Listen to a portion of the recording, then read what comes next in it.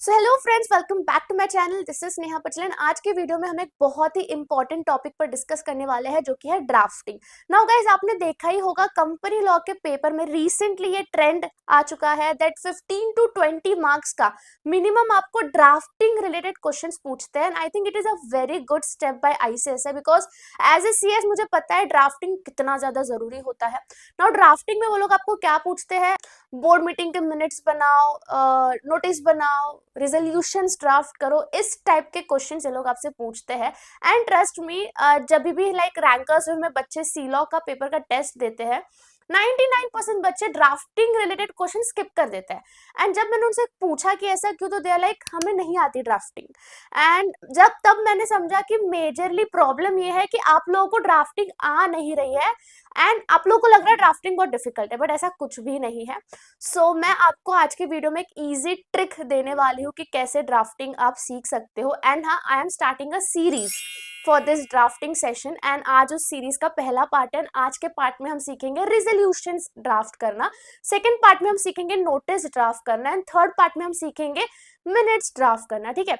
सो अगर आपको ये सीरीज अच्छी लगे तो प्लीज मुझे कमेंट सेक्शन पर बताना, ताकि आई नो कि हाँ, I have to keep this going.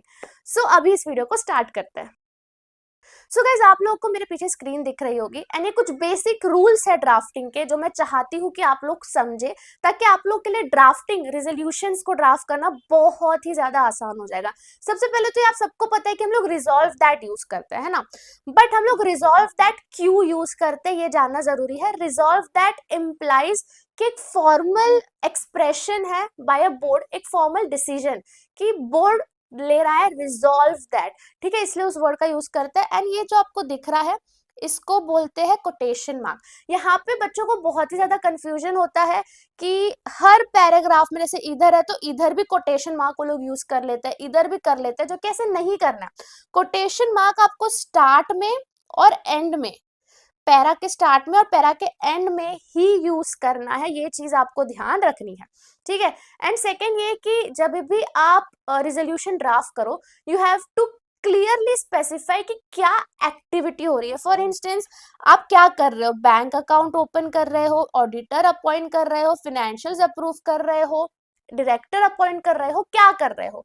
तो देखा आपने ये वर्ड देखा होगा, be and is hereby. Now be and is hereby का भी कुछ मीनिंग है। बी मतलब एक हम ऑर्डर दे रहे हैं, है ना, बोर्ड ऑर्डर दे रहा है कि बी।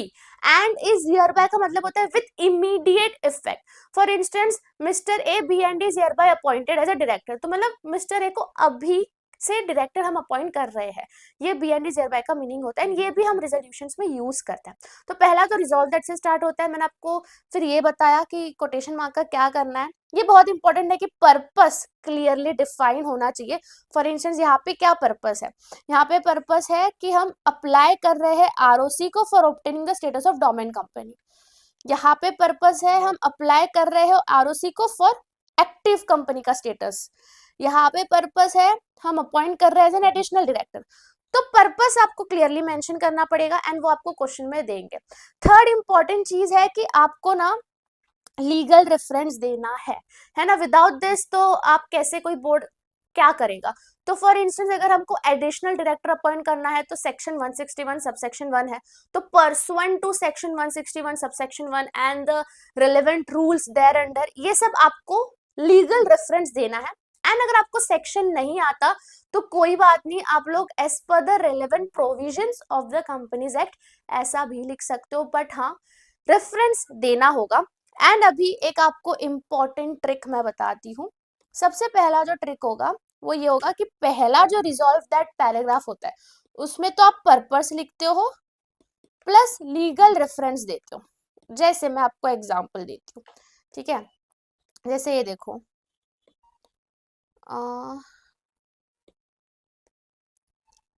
कि हमने यहाँ पे पर्पस दिया कि हम अप्लाई कर रहे हैं as a dormant company, and second हमें लीगल रेफरेंस दिया कि एज पर सेक्शन 455।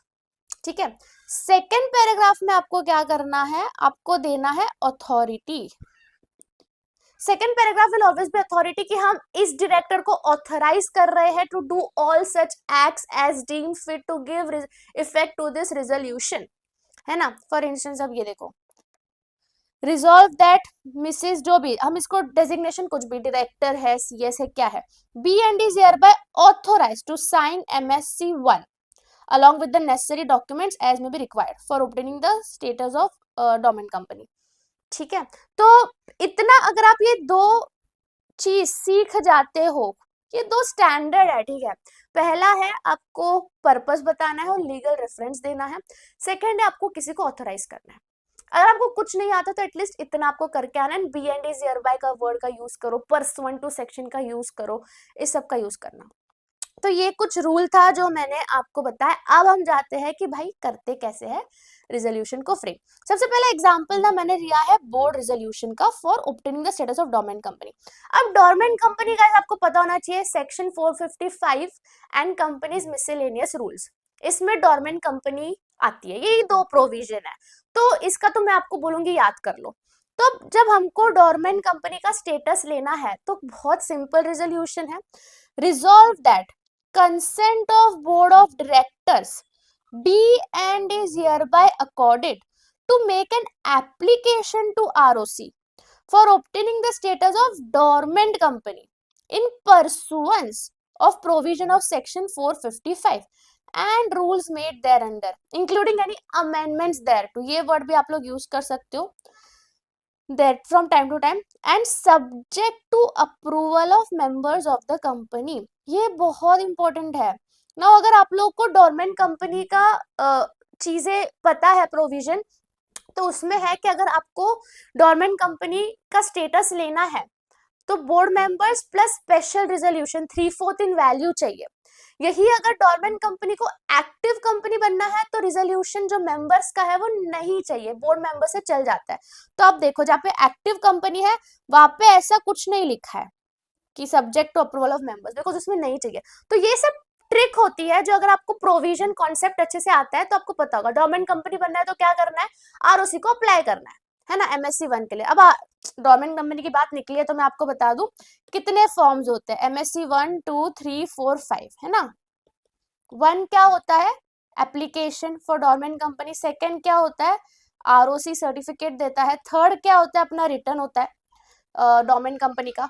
4 क्या होता है, एक्टिव कंपनी जब हमको स्टेटस लेनी होती है डोरमेंट से। एंड 5th क्या होता है, एक्टिव कंपनी का सर्टिफिकेट। तो ये 5 फॉर्म होता है डोरमेंट कंपनी के। ये बस मैंने आपको रिवीजन के लिए बता दिया। अब ये तो हो गया लीगल रेफरेंस प्लस प्रोविजन। अब इसको हम ऐसा भी लिख सकते थे कि resolve that pursuant to section 455 of the companies and the rules made thereunder the board of directors be and is hereby accorded to make an application to ROC for obtaining the status of dormant company subject to the approval of members। समझे, पहले provision फिर purpose भी कर सकते हो। Second, हमने किसी director को ऑथराइज कर दिया कि तुम MSc 1 फाइल कर सकते हो।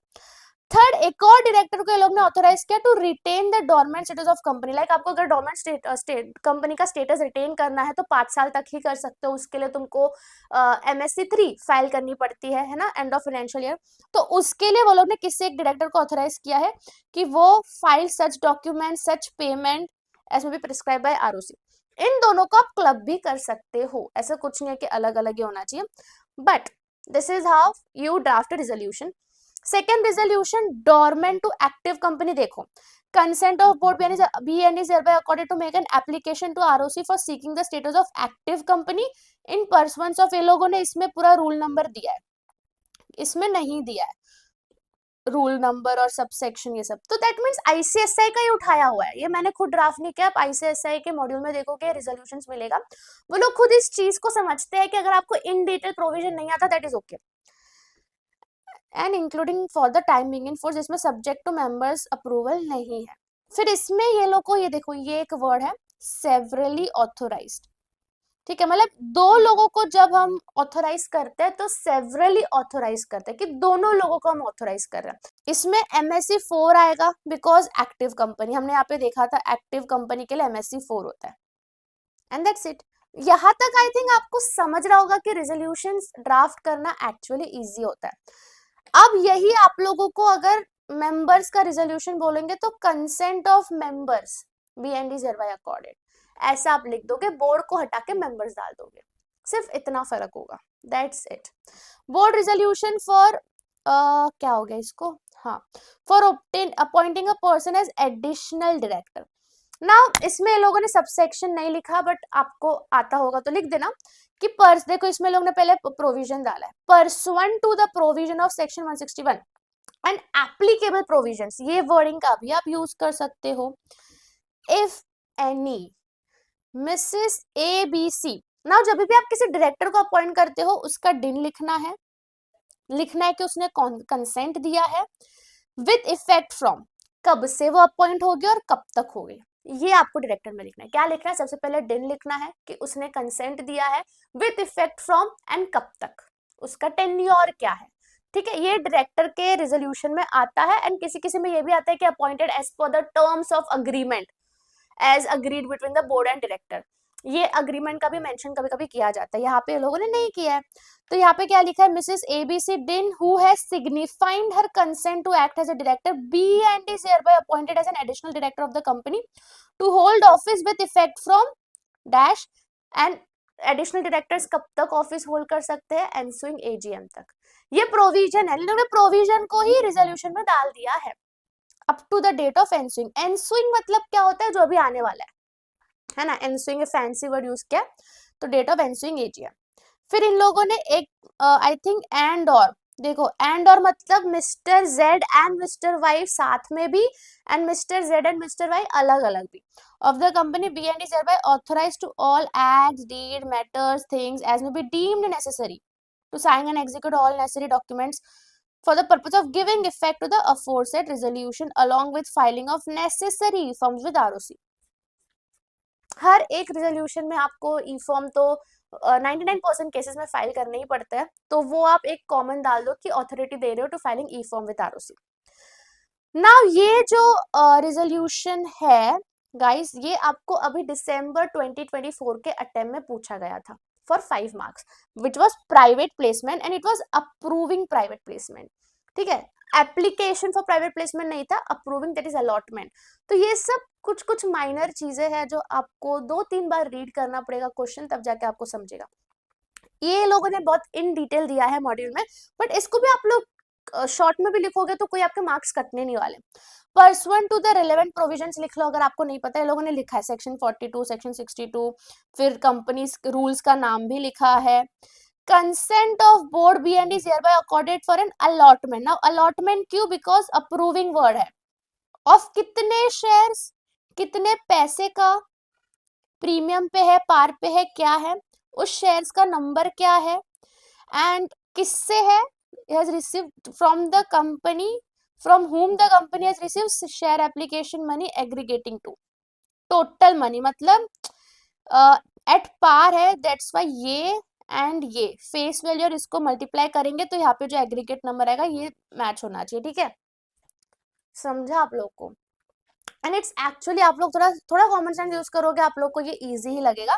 तो जब भी हम board resolution for approving private placement करते हैं, कुछ भी अलॉटमेंट करते हैं, तो हमें दिखाना है कितने शेयर्स अलॉट कर रहे हैं, number of shares, face value क्या है उसकी, पार पर है, प्रीमियम पर है, क्या है, एंड फिर उसके बाद हम लोग को बताना है कि उस शेयर्स का नंबर क्या है, नंबर फ्रॉम, जैसे अब कंपनी में 50,000 शेयर्स ऑलरेडी हो गए थे, तो अभी 50,001 टू 50,100 100 शेयर्स हमने, तो फॉर इंस्टेंस तो ये नंबर उसका हो जाएगा, है ना। एंड किसको, from the company was receive the share application money.